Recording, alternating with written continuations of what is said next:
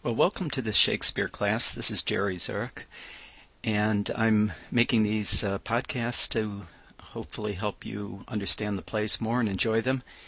And we're going to start the first class with the question, how did Shakespeare become Shakespeare? Now, you probably know that many people don't believe that Shakespeare wrote the plays that are attributed to Shakespeare. The primary reason for that is he did not go to university. And so people wonder, how did someone who, basically left school at what we would consider maybe sixth grade, how did he end up being, let's call him the world's greatest writer of all time?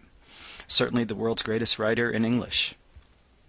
So let's look at a couple of the theories and how Shakespeare did become Shakespeare in my belief. Well, first of all, he was born in 1564, so that's about 400 and some years ago. If you think about how long ago that is, we sometimes say that he was writing in Old English. Actually, Old English was the writing from around the year 800. Other people say he wrote in Middle English, and Middle English was actually what was written around the year 1400. He actually wrote in what's called Modern English or Early Modern English. So it's very much like our English, only, as I'll talk about later on in this course, with some exceptions. So let's get down to business and take a look at Shakespeare's life from his birth up to age 28. So one of the big mysteries is, how did Shakespeare become Shakespeare? What's amazing about his life and about his writing? And why do we still read him?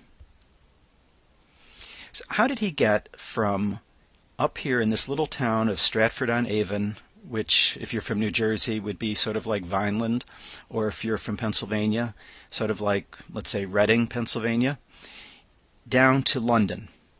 Well, he walked. But how did he go from living his life as a young man in a small hick town to, by the time he's in his early 20s, already making a big splash in the London theater scene? Picture his family. His father was a tradesman, and he was a glove maker. So there you see an example of his gloves, very fine. So therefore he was dealing with sheep and wool, which is the principal product from the Midlands where Shakespeare grew up. He was a glove maker, became quite well off as a glove maker. He became a what we would consider the mayor, or on the board of supervisors of his town. His mother came from a better family, better established family, a Catholic family in Protestant England. Queen Elizabeth is the queen at this time, and she has created a sort of a compromise, a settlement, so that people could hide their Catholicism, sort of a don't ask, don't tell rule. You had to go to her established church, Church of England, once a month, or you could be fined. But as long as you didn't talk about it, you could perhaps hide and remain a Catholic. And many people at that time did. And a lot of people think that Will Shakespeare actually was a hidden closet Catholic. Imagine Will at age 5 in this small town of Vineland or Reading, Pennsylvania. Theater companies would come to the town, just the way, if you live in a small town now, the circus comes or the church fair comes, and, maybe once or twice a year.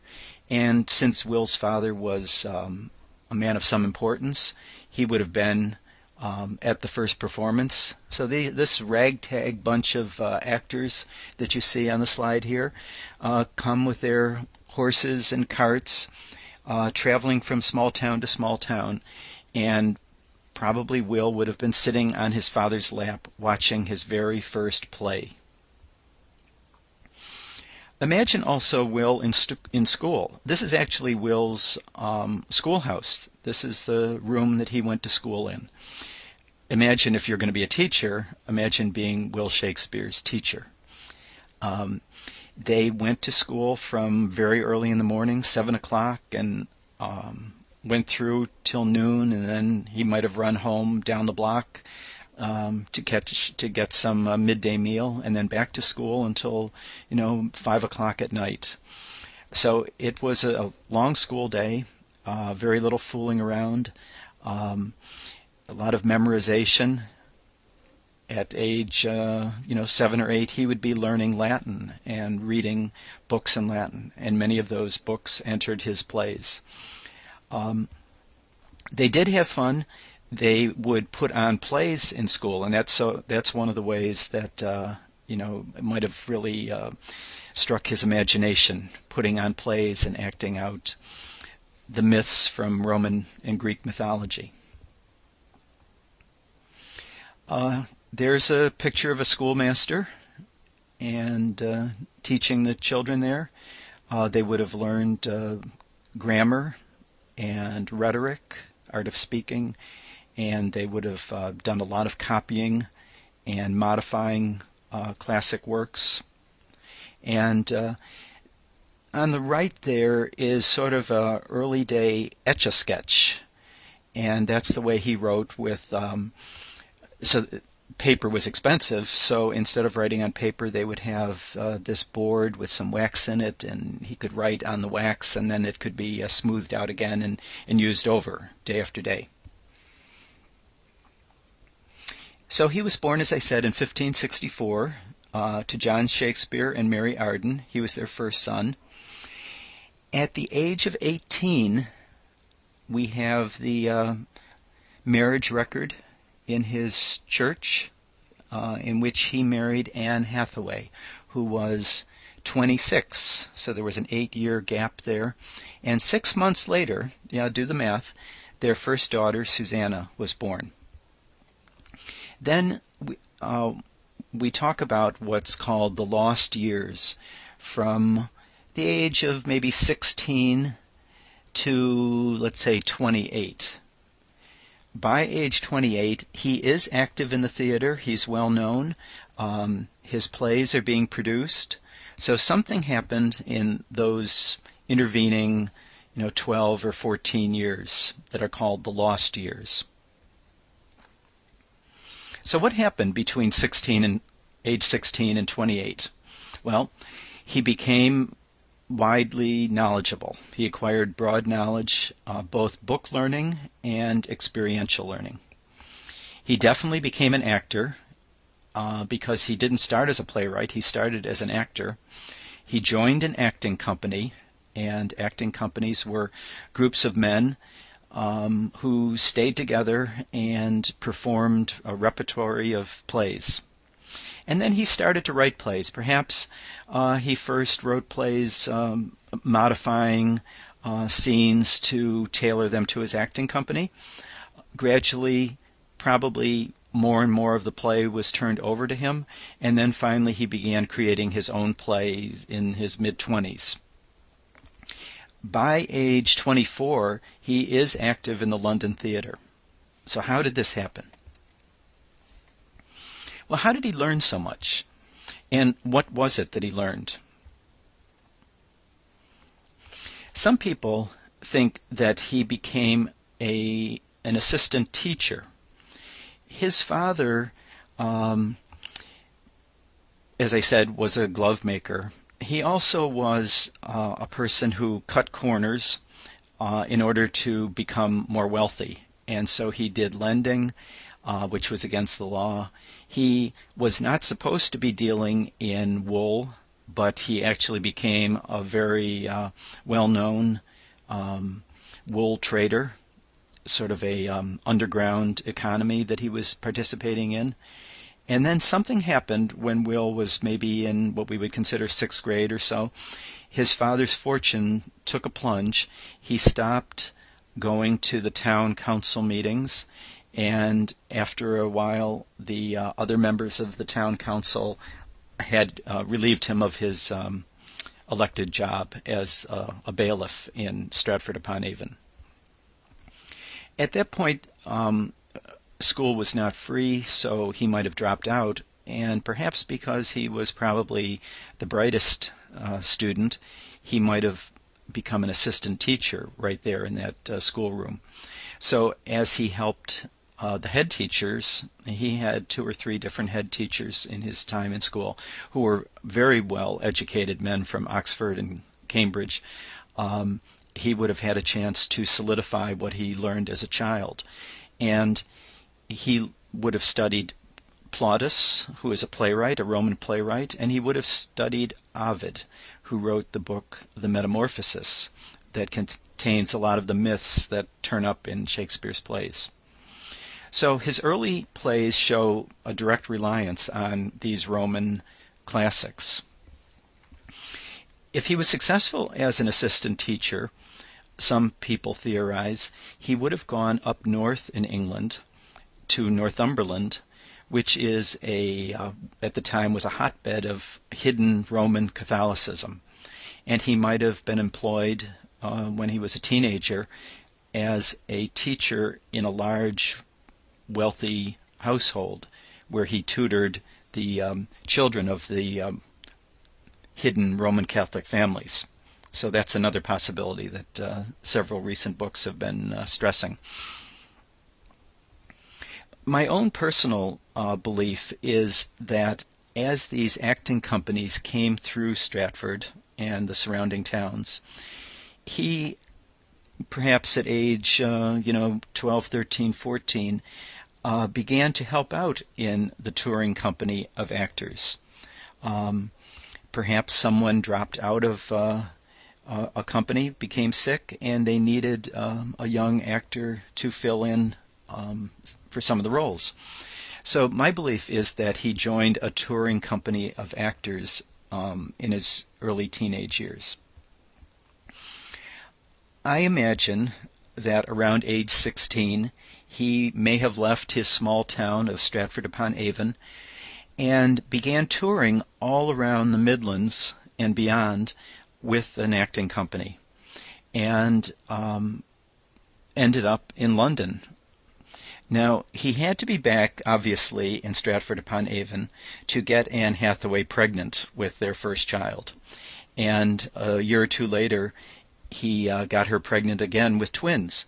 So he must have been around Stratford-upon-Avon, but my belief is that if he stayed in this small town until he was 18 or 19 or 20, and then began embarking on an acting career, that would be too late to become well established by age 24. I mean, if you just think of a band now, a band can't start.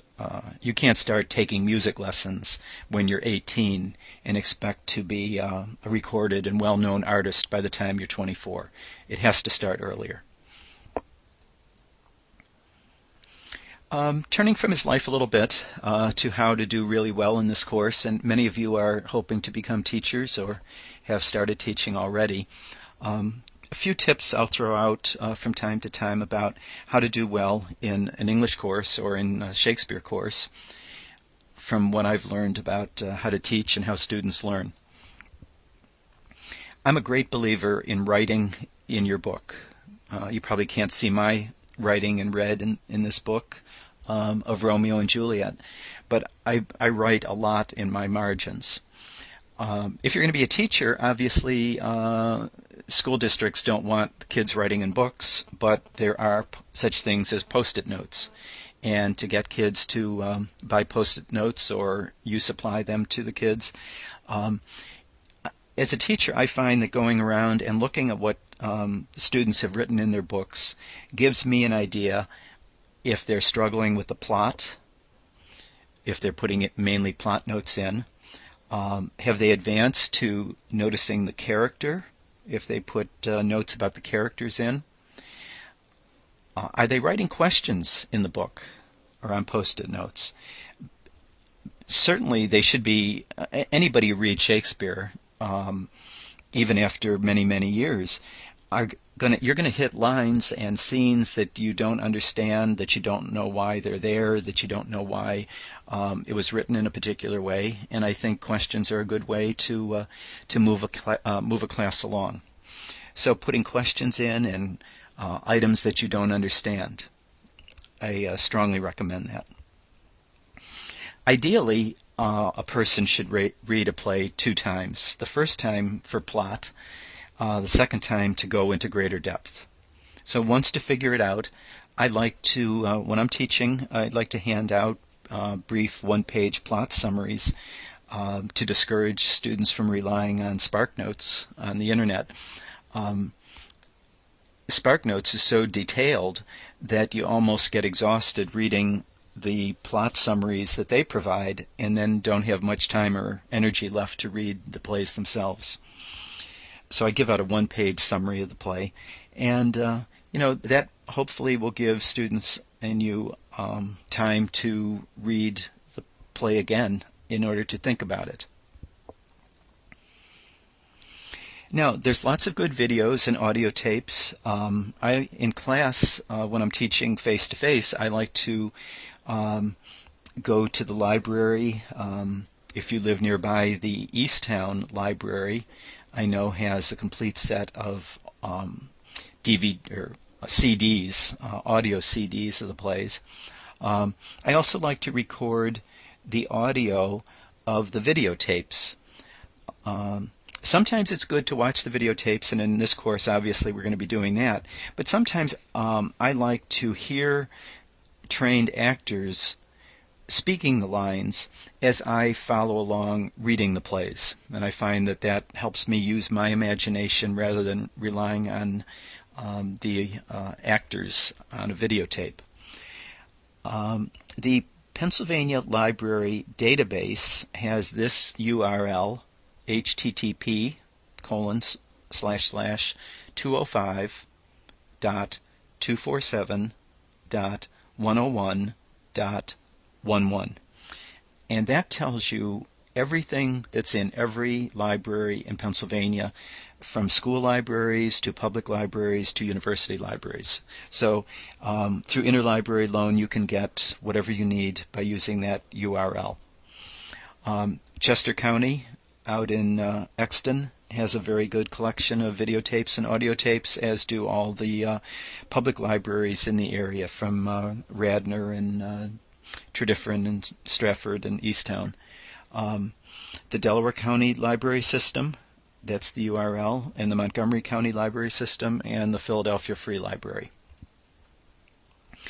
The first assignment that we're going to watch is the movie Shakespeare in Love, and I have a separate PowerPoint for you to go through in a few minutes, and so we'll be getting into that movie. This is what his theater looked like. It was a round building, and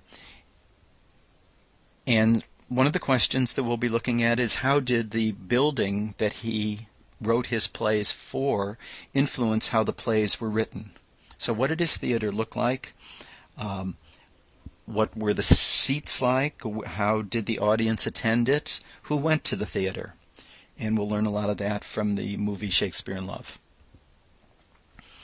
Here is a picture of the Globe Theatre in London.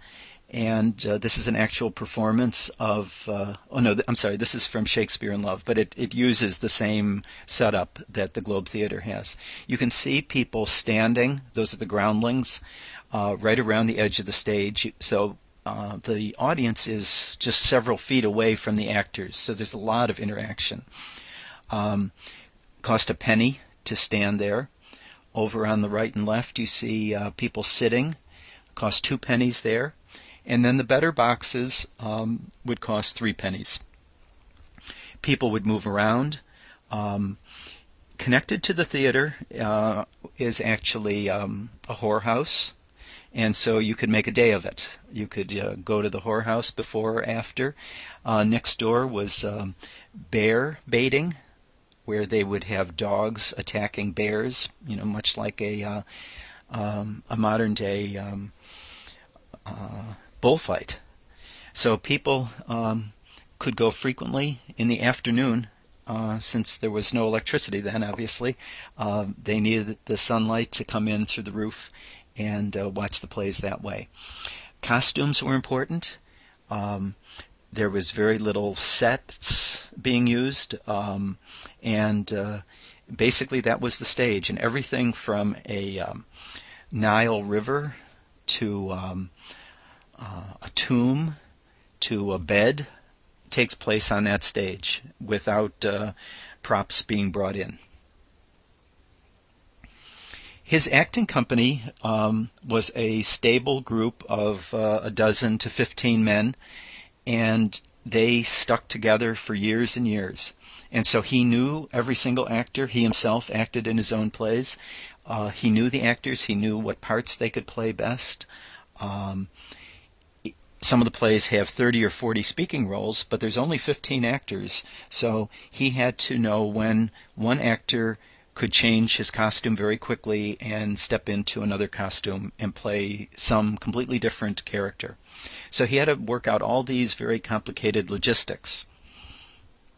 Actors at the time were in a transition from being considered very low-life type people to pretty well established and quite well off. The actor that you see there, Ben Affleck, is playing somebody named Ned Allen, who became so rich by the age of about 30 that he could retire and go into business. He didn't really need to earn a living and just made so much money in 10 years as an actor. Everybody knows from high school probably that there were no women because it was a low-class type of occupation, and so all the women's parts in the plays, Juliet and Lady Macbeth, were played by teenagers, boys whose voices have not yet changed. And so you wouldn't have long, passionate, in-depth love scenes the way some of the movies portray them. They would be much more speaking and proclaiming love rather than actually acting out love. One of the big points between videotapes or film of plays and the plays themselves is that he wrote a highly verbal theater in which the language carries much of the burden of the play. Whereas when we watch videos or movies of the plays, the language has to be reduced to bare minimum. And movies are much more about what you see, whereas the plays, his plays, were much more about what you hear. So it's the difference between hearing and seeing is the basic difference between plays and films of Shakespeare. There were many acting companies, maybe a half a dozen at the time, and Shakespeare was definitely a very competitive guy. At the top there you have a picture of Philip Henslowe, who in the movie commissions Shakespeare to write. Will does not come through with the play for Henslowe, and he gets enticed by the Burbage father and two brothers, and that's Richard Burbage there, getting Shakespeare to come over to his acting company. So there was a great rivalry between the two companies, and ultimately, by the end of Shakespeare's career, his acting company with Richard Burbage became the principal acting company of the day. We will now, you can now take a break or do whatever you want to do, and the next item to watch and listen to is the file named Shakespeare in Love. Thanks very much. Bye.